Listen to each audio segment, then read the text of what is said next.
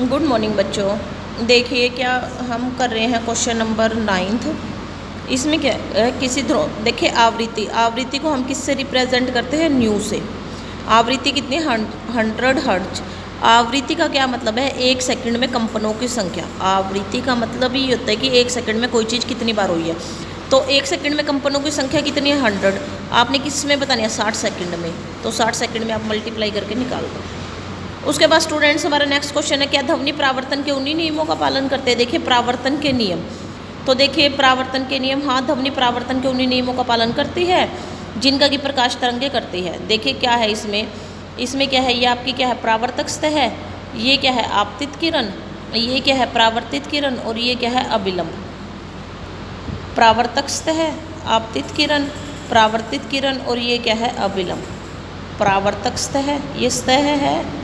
आपतित किरण जो आ रही है किरण, जो जा रही है किरण वो क्या है? प्रावर्तित किरण। और ये क्या है? आपका अभिलंब। तो देखिए क्या होता है ये प्रावर्तन के नियम कि आई और आर क्या होते हैं? बराबर। ठीक है। और दूसरी बात क्या? प्रावर्तित आपतित किरण, प्रावर्तित किरण और अभिलंब तीनों का क्या होते हैं? एक ही माध्यम में। तो देखिए क्या है? प्रावर्तक सतह पर, ये प्रावर्तक सतह है, इस पर खींचे गए अभिलंब, ये अभिलंब है। ये प्रावर्तक सतह है, ये क्या है? अभिलंब। और ध्वनि के आपतित होने की दिशा तथा प्रावर्तित होने की दिशा पर बने कोण क्या होते हैं? आपस में बराबर। ये क्या है? प्रावर्तक सतह पर खींचे गए अभिलंब, प्रावर्तक सतह पर खींचे गए अभिलंब और ध्वनि के आपतित होने की दिशा और प्रावर्तित होने की दिशा के बीच अभिलंब और आपतित होने की दिशा के बीच बने कोण और अभिलंब और प्रावर्तित होने की दिशा के बीच बने कोण क्या होते हैं? आपस में बराबर। उसके बाद क्या है? आपतित किरण, प्रावर्तित किरण और अभिलंब तीनों क्या होते हैं? एक ही माध्यम में, एक ही तल में या एक ही माध्यम में, या एंगल आई और एंगल आर, यानी कि आपतित प्रावर्तक सतह पर खींचे गए अभिलंब और ये अभिलंब है और ध्वनि के आपतित होने की दिशा तथा प्रावर्तित होने की दिशा और अभिलंब के बीच बने कोण क्या होते हैं? आपस में बराबर। और क्या होता है? आपतित किरण, अभिलंब और प्रावर्तित किरण तीनों क्या होते हैं? एक ही तल में। उसके बाद ये क्वेश्चन है, तो जिस दिन तापमान अधिक हो, इन्होंने क्या कहा है कि ध्वनि का एक स्रोत किसी प्रावर्तक सतह के बीच तरंगे उत्पन्न करता है, आपको प्रतिध्वनि सुनाई देती है।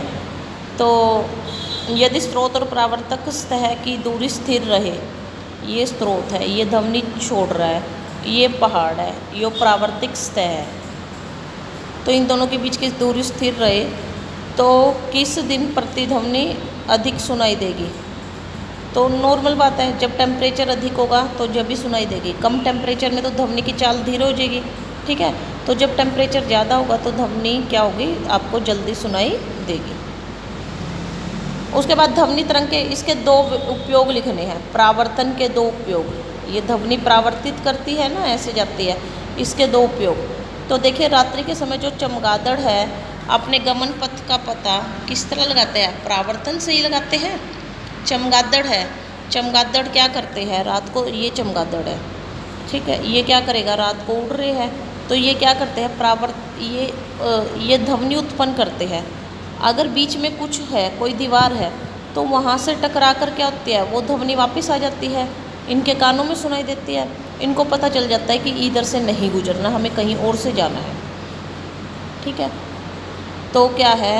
रात्रि के समय चमगादड़ ध्वनि प्रावर्तन के द्वारा ही अपने गमन पथ का एहसास करते हैं। कैसे? चमगादड़ क्या है? ध्वनि उत्सर्जित करते हैं, ध्वनि छोड़ते हैं। ठीक है। आवाज़ें लगाते हैं, ध्वनि छोड़ते हैं। अगर वो ध्वनि इनके कानों में दोबारा पड़ जाती है,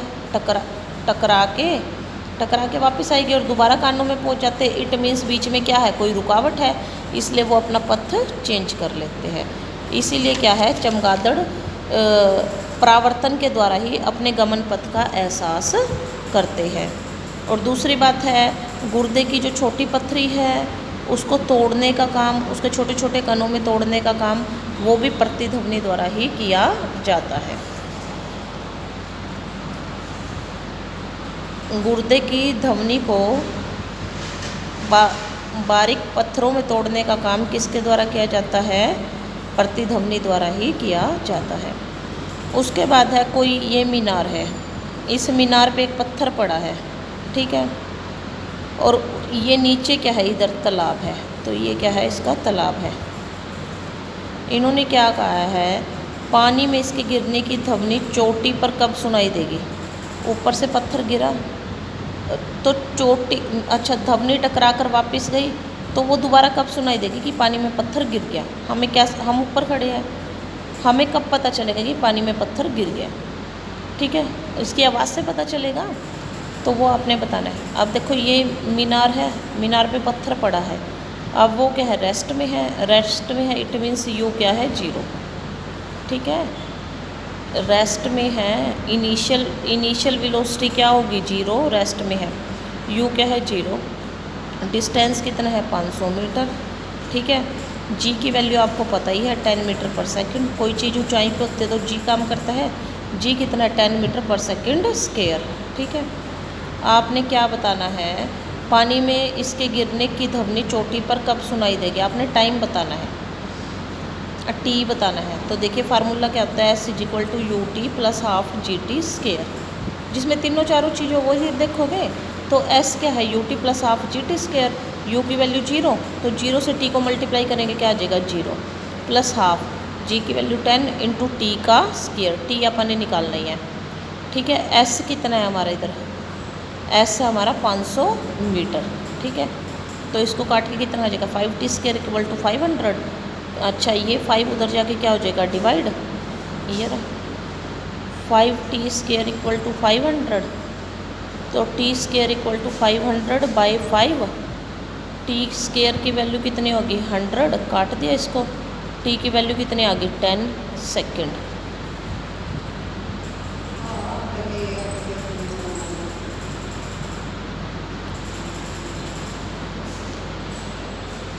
देखिए क्या है, एक मीनार पर कोई पत्थर पड़ा है, ठीक है, पत्थर पड़ा है, इट मीन्स क्या है? कोई चीज़ पड़ी है, इट मीन्स यू क्या है? 0।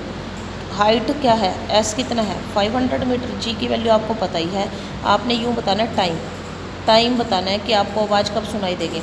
तो फार्मूला वो देखो जिसमें तीनों काम करते हो, तो S=UT + ½ GT²। अब हमारे पास V = U + GT, इसमें S नहीं है। अच्छा, V का स्क्वायर - U का स्क्वायर 2GS, इसमें T नहीं है, तो ये दोनों ही फार्मूले काम नहीं करेंगे, इसलिए फार्मूला क्या काम करेगा? ये वाला S=UT + ½ GT²। इसमें सारी वैल्यू पुट कर दो, आपकी क्या आ जाएगी? T की वैल्यू आ जाएगी, ठीक है। तो पानी के तल से मीनार की चोटी की दूरी 500 मीटर, ध्वनि की चाल कितनी है? 340 मीटर पर सेकंड। उसके बाद आपने क्या बताना है? समय, टाइम कितना है? दूरी बटे चाल, तो आपने निकाल दिया 500/340, 1.47 सेकंड, ठीक है। तो ध्वनि को ऊपर से आने में लगा कुल समय, तो 10 + 1.47। दूरी कितनी है? 500 मीटर। चाल कितनी है? 340 मीटर पर सेकंड। तो आपने क्या बता दिया? दूरी बटे चाल, ये आपका आ गया टाइम। तो एक तो आने में कितना लगा? 10, और जाने में कितना लगा हमारा? 1.47। उसके बाद स्टूडेंट्स